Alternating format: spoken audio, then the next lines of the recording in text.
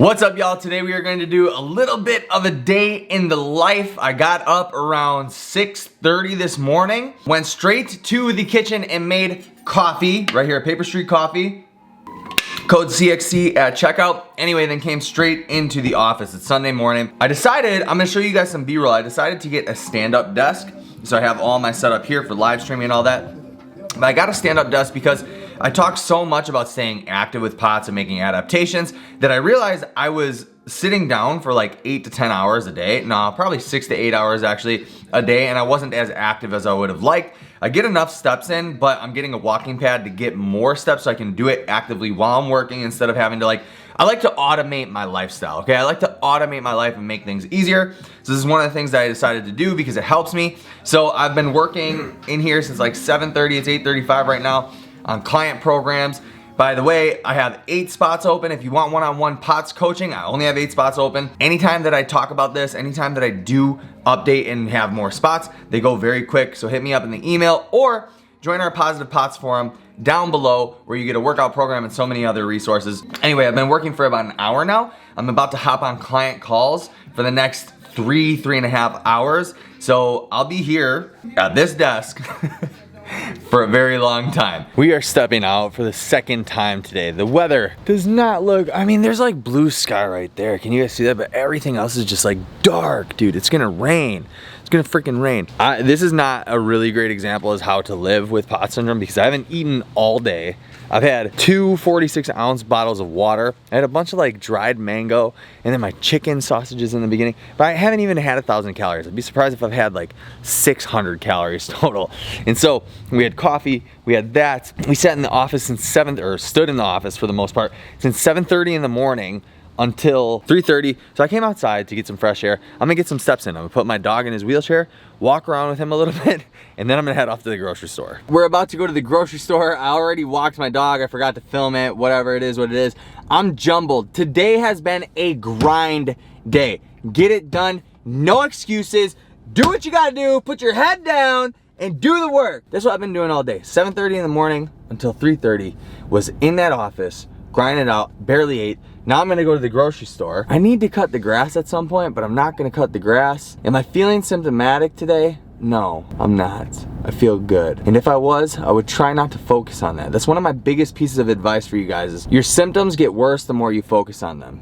It is what it is. If you can think in a positive light, they're gonna get better. And it's easier said than done. It's a lot harder to put into practice than it is to say. But try to practice that. Don't obsess over symptoms. Address them. All right, we just got home.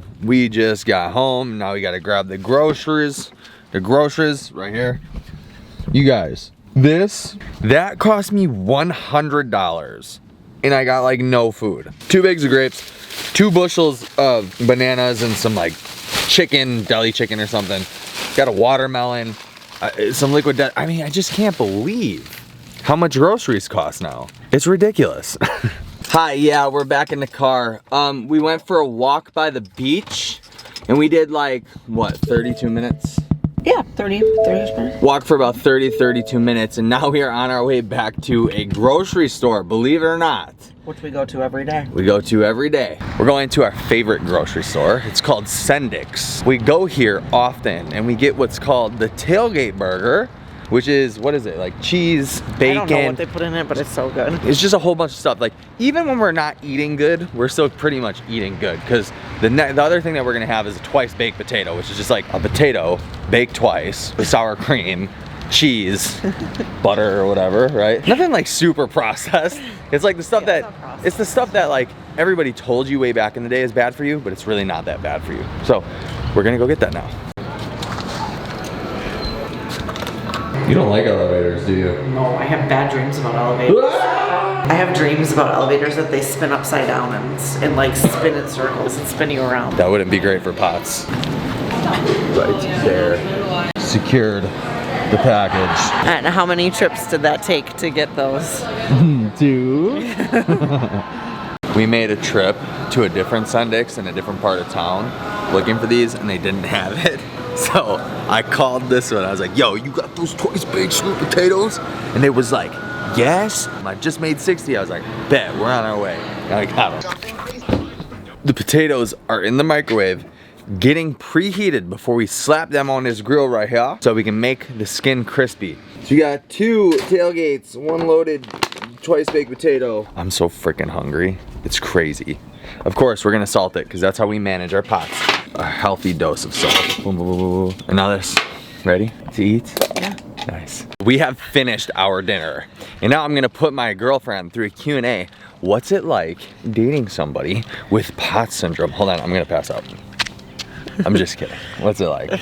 Or do you even notice it?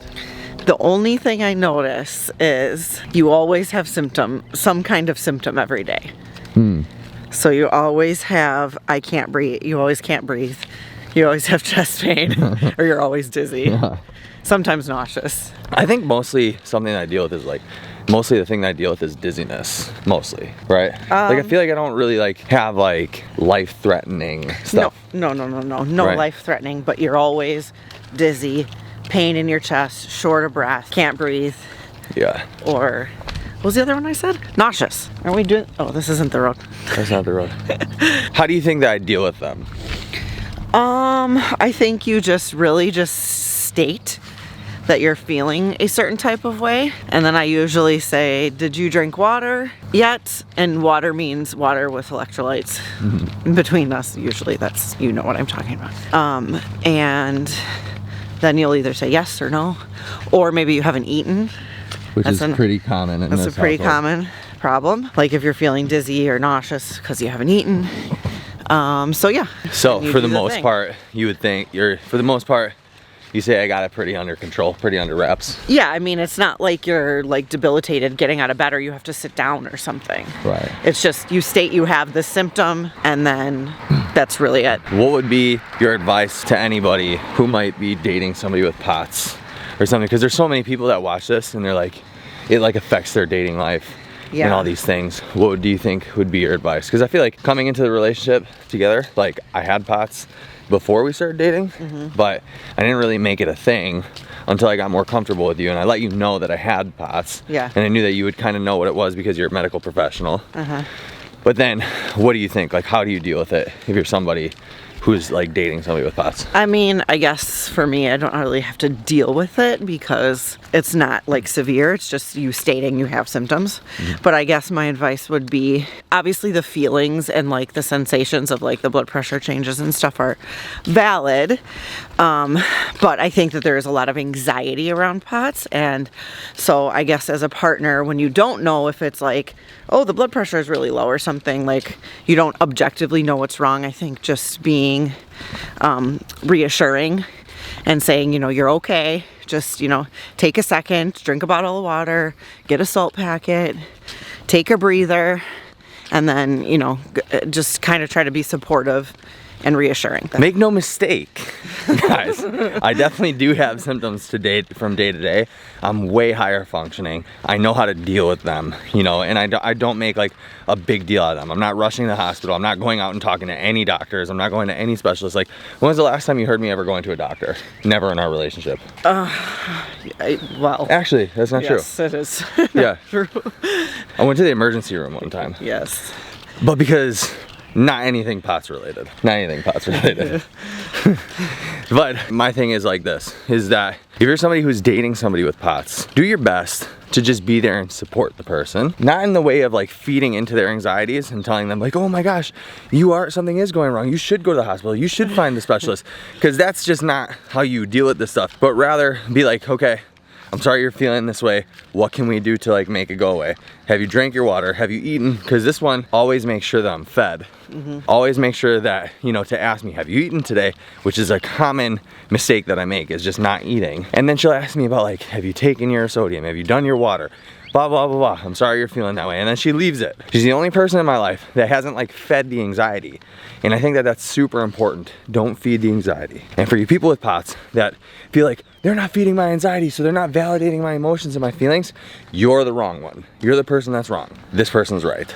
Anyway, that's gonna be it for this video. Thank you so much for watching. Please hit that like button if you did end up liking it. Subscribe if you are new. If you want to inquire about one-on-one coaching to let me help you get better from POTS, hit me in the email jqfit1@gmail.com. And I will be emailing you back and we can set up a consultation call. Peace out. Goodbye.